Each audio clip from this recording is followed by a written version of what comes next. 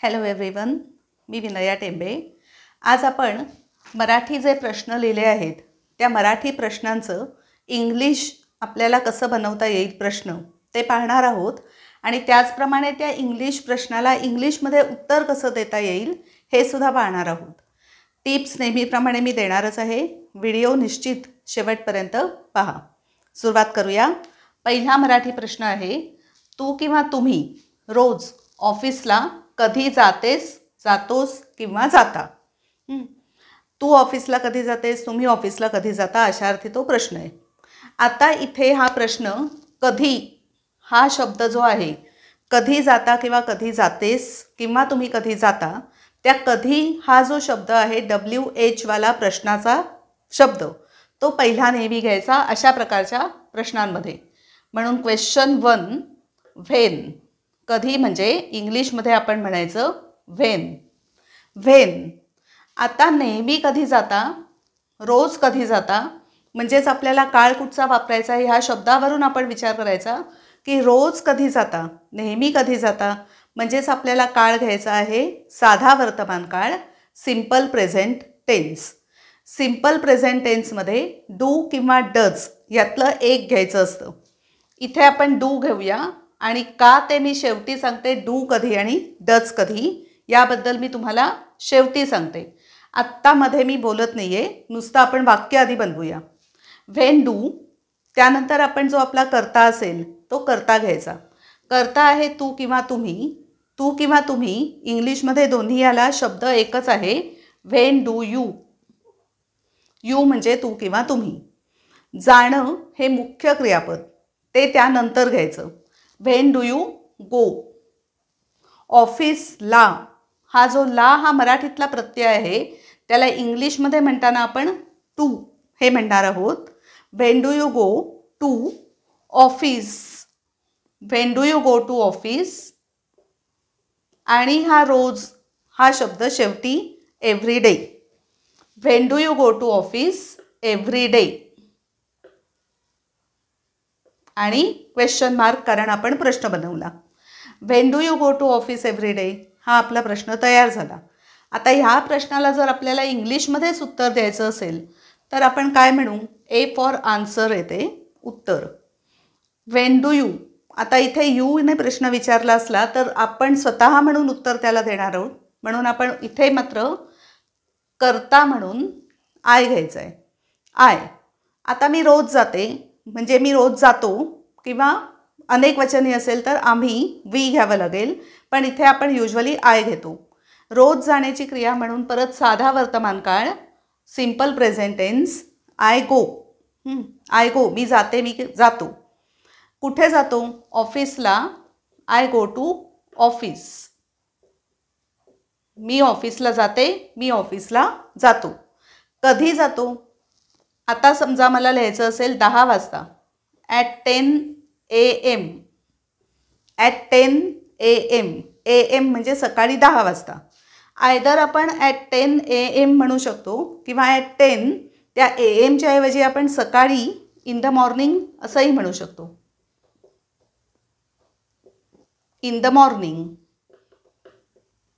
I go to office at 10 AM किंवा I go to office at 10 in the morning.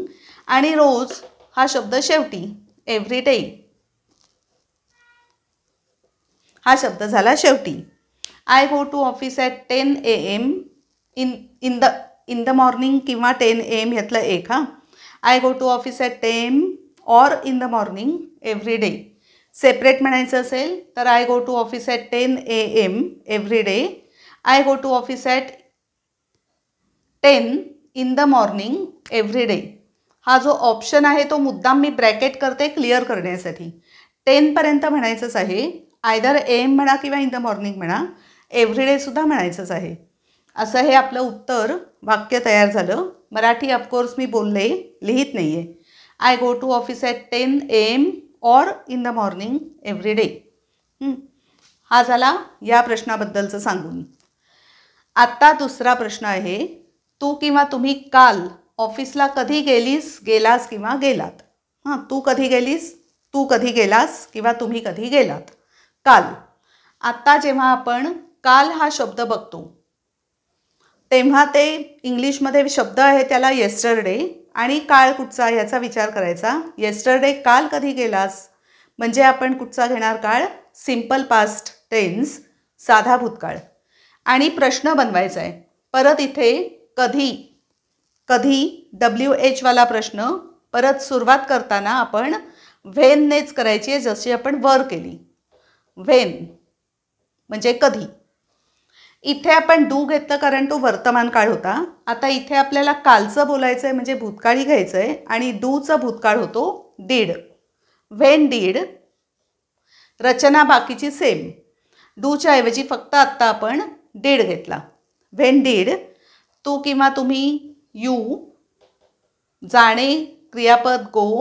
When did you go. ऑफिसला to office.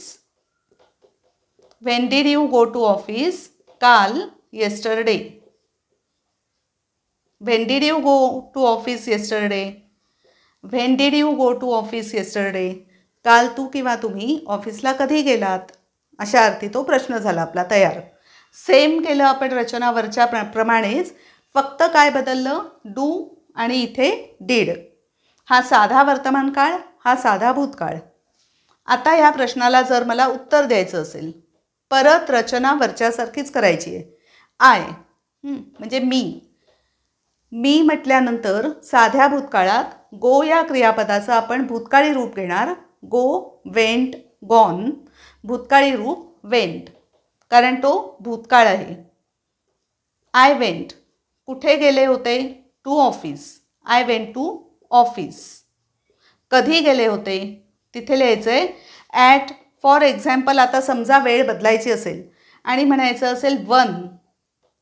आता 1 ही दुपारची वेळ आहे आणि दुपारच्या वेळेला 1 PM, 12 नंतर PM म्हणतो आपण इंग्लिशमध्ये. इथे AM म्हटलं कारण ती 12च्या आधी सकाळी 10 वाजताचे होतं ती वेळ, म्हणून आपण 10 AM म्हटलं. दुपारी 1 वाजता 1 PM. आयदर 1 PM म्हणू शकतो किंवा 1 in the आफ्टरनून. दुपार, आफ्टरनून. 1 in the afternoon. परत वरच्यासारखी मी ब्रॅकेट केली कारण का 1 पर्यंत म्हणायचंच आहे.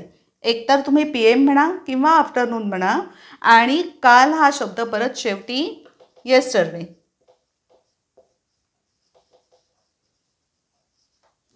पूर्ण वाक्य कसं बनलं आपलं, I went to office at 1 PM or in the afternoon yesterday. Separate म्हणायचं असेल I went to office at 1 PM yesterday किंवा I went to office at 1 in the afternoon yesterday.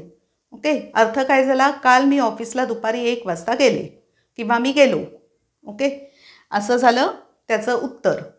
आता पुढचा प्रश्न बघूया. तू किंवा तुम्ही उद्या ऑफिसला कधी जाशील किंवा जाल. तू उद्या कधी जाशील किंवा तुम्ही उद्या कधी जाल. परत उद्या म्हणजे उद्याची क्रिया भविष्यकाळ. कधी ह्या प्रश्नाने सुरुवात करायची. WH वाला शब्द वरच्याप्रमाणे सेम परत. व्हेन. कधी, व्हेन. डू होता वर्तमान काळ, डीड होता भूतकाळ. आता आपल्याला उद्या म्हणजे भविष्यकाळाबद्दल बोलायचं आहे. भविष्यकाळी असताना विल हा शब्द कंपल्सरी लावायचा. भविष्यकाळ दाखवतो विल क्रियापद म्हणून विल. When will. त्यानंतर तू किंवा तुम्ही. When will you. वरच्यासारखं परत सेम सगळं. डीड आणि डूच्या ऐवजी विल भविष्यकाळासाठी. त्यानंतर यू हा करता सब्जेक्ट म्हणून घेतला.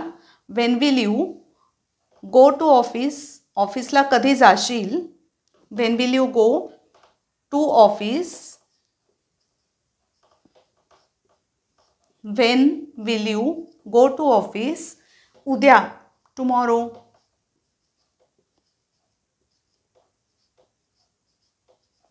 When will you go to office tomorrow. भविष्यकाळी प्रश्न विचारून झाला.